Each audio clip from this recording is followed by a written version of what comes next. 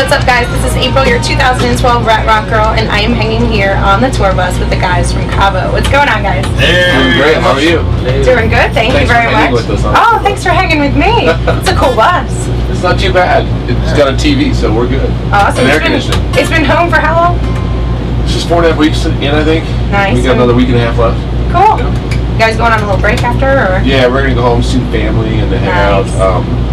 Not really sure what's coming up next. We got a few offers on the table. We're trying to tour smart. We don't want to take the wrong one and like just end up shooting our guns up in the air. Because I saw Yosemite Sam in my head. I don't even know why that came out. I saw Sam. I was like, we got a tour.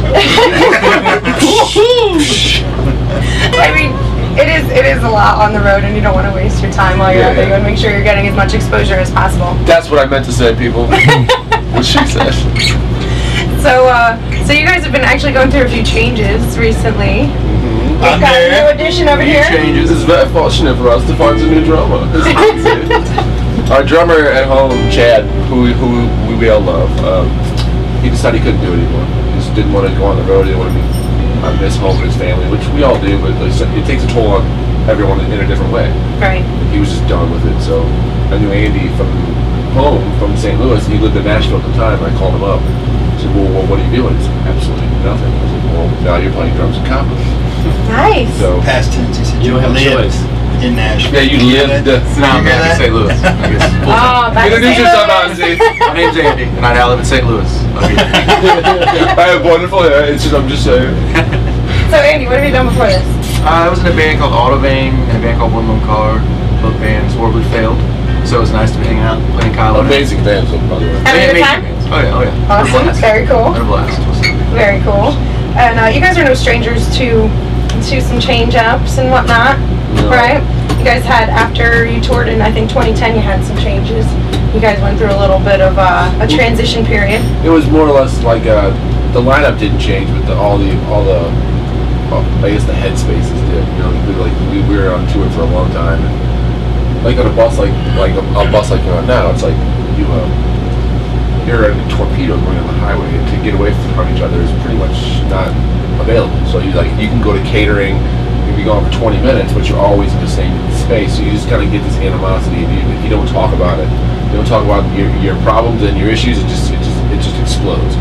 And we never talked about it in the first two tours. We kind of be like, just let it go. And it got to the point where it was just like way too much, and we had all these issues that we never talked about. Came home and went out to eat, and we're like, look, everyone laid everything out on the table, and it was like the stupidest stuff. It was the smallest, stupidest stuff that just It always grew. is, right? Oh, it just grew and grew and grew. We're like, really? That's what you were mad about? Like, that made you mad? And it's actually where the album came from. That's why the album was called Thick as Thieves, and the single was Thick as Thieves, because we realized, like, we're still best friends. We still love to hang. All of us love to be in the same room. We love to create music with each other, and no one can take that from us, because our label was kind of like whatever at the time. You know, Warner Brothers was going through a bunch of changes, and they were like, we want to give you a small amount of money to make a new record. We're like, either you're going to commit to us 100%, or we don't want to be around anymore. And they're like, fine, you guys can walk away. So we walked. It was just a scary point in time, so we just sat down and wrote a bunch of songs, and that's where the new album was birthed from. So I feel like we needed to go through that to actually make our record, which I'm extremely proud of. So it just basically came out of a love for music and just it came out like what it seems like the first one did. You have your whole life to write your first one, right, and a couple of months to write your second one. But I feel like we quickly got in that headspace of the original writing space where we used to come from. I was afraid that we wouldn't, and just be this processed album, you know. And now you're on 11/7. Yes. And how did that all come about? The songs. Same way we did on the first one. The songs. We wrote a bunch of songs, and people started hearing them.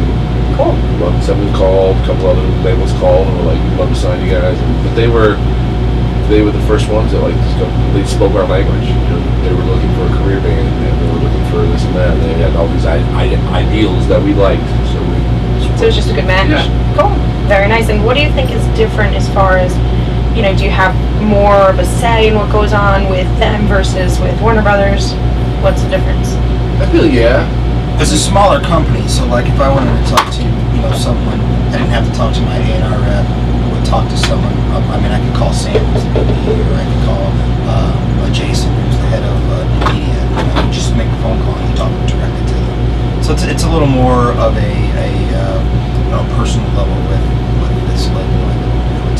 And that's actually really cool because that way you can talk to the person that's making the decisions rather than going through all these channels. Totally. And it's like playing telephone. By the time it gets to the person, it's completely different. Yeah, totally, 100%. That's how it was with Warner Brothers. In a way, like there's a few guys that we could talk straight to, but a lot of the times we'd call someone and the person we were trying to get in touch with never heard of the idea we had, or like, you know, they would came up with something completely opposite of that. We're like, wait a minute, didn't you hear about the? I'm like, I don't know what you're talking about. It's like, Jesus, can't climb that ladder fast enough. And on tour, you guys are actually a really, really fun band, and you can kind of see that in this interaction here. I did see a little clip on YouTube where you guys were touring with Daughtry, and he played a little joke on you with just kind of came on stage with, and the backdrop drops down, and there he is, rock you like a hurricane in his cowboy hat. But you guys got back at him, right? Oh, We did. I saw what happened, but I want you guys to talk about this because it was awesome. we searched for a long time for it. Yeah, we knew we had to get him back really good the next time, so we were brainstorming from the beginning of the tour. Like, I forget, I think it was like Bryce from Lifehouse, or like It was Bryce, Ben, and Jason, I think, were the ones that. So yeah, we decided we're gonna do like the whole Batman thing because he loves Batman, and so we all decided to dress up as Batman characters and then sue Havoc on the stage. Oh, it was great because like Bryce and Chris were actually the ones. From Bryce is the bass player of Lifehouse. He was like, they just brought up the idea, but then it just grew like weeds from it. They just like, we need to do this, and this, and this. We were gonna make signs, just like BAM and stuff. We didn't have time for it, but they went the day of the prank, and they went and rented all the costumes, bought face paint. We all dressed up and stuff. Like we're all running around the stage, like acting like we're fighting. It was just the bad guys from Batman. And Daughtry's like running around laughing his ass off and whatnot. He's like telling us like, all right, funny enough, now I get off my stage. Like kidding. And then Jason and Rick from Lifehouse come out as Batman and Robin to save the day. So they come out, it's like half of this. Chris is like, there's more? And they always had this part at the end of the song where it was like, they like slowed it down and got this real like rock set moment where you can do the kicks. So he's like thinking that it's all over. We're like, he's like, thank everyone from the other band, blah, blah, blah. They start at the end of the song and we all line up in a row, arms around each other, doing the kicks. It was amazing. They were like, I think it's one of the best pranks I've been part of. It's probably one of the best pranks I've ever seen. If you watch it on YouTube, everybody running around, and I'm like, oh my god, this is serious. It's so funny. And of course, it went down in Jersey. Yes. It was in Trenton. Of course, crazy things happen in New Jersey. Just everybody knows. Yes. That was Jersey. This is kind of our second home, actually. We recorded all of our records here.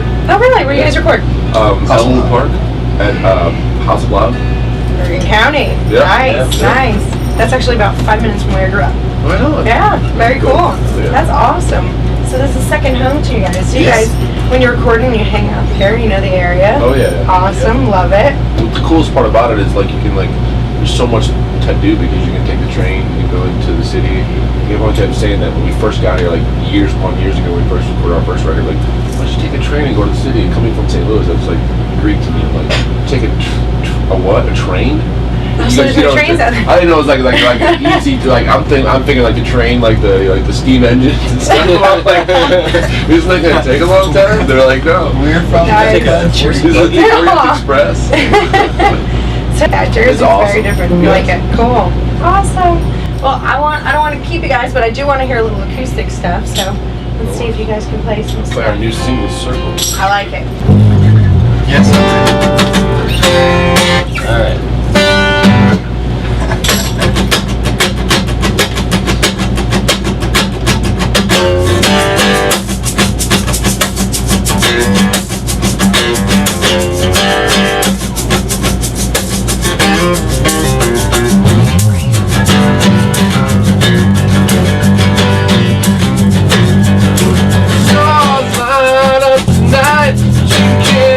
See the light, blinded by the sky.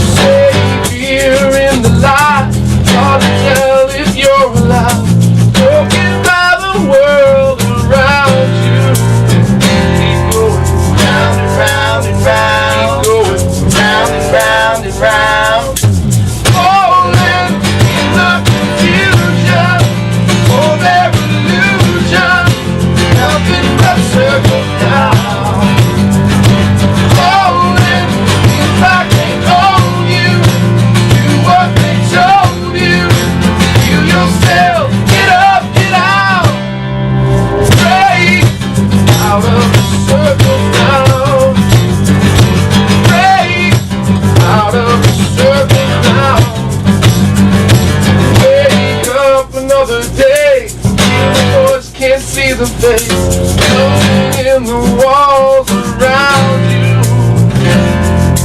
Cure the cause of love, erase the reasons that you need this chase. Lost in the days that drown you. Keep going round and round and round. Keep going round and round and round. Falling in the confusion for their illusion. Nothing but circles now. Crawling feels like they own you. Do what they told you. Heal yourself. Get up, get out. Break out of the circle now. Well, I wish you'd break out of the circle now. Run, 'cause I know you're alive. I know there's so much more inside you, but it feels like you're losing your mind. There's a weight in your eyes. I know you'll find a way to stay away from falling. Illusion for their illusion. Nothing but circles now. Crawling feels like they own you. Do what they told you. Heal yourself. Get up, get out. Break out of the circles now. Break out of the circles now. Break out of the circles now.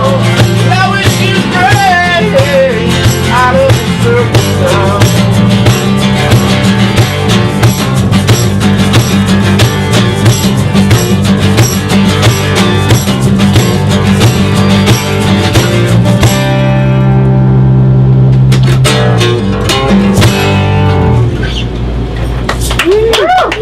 That was awesome. Thank you you so guys much. so much, and Thank thanks you. for hanging with Oh, me. dude, anytime. Come out. And this is awesome. This is April, your 2012 Rat Rock Girl, and this is Cavo. See you guys soon.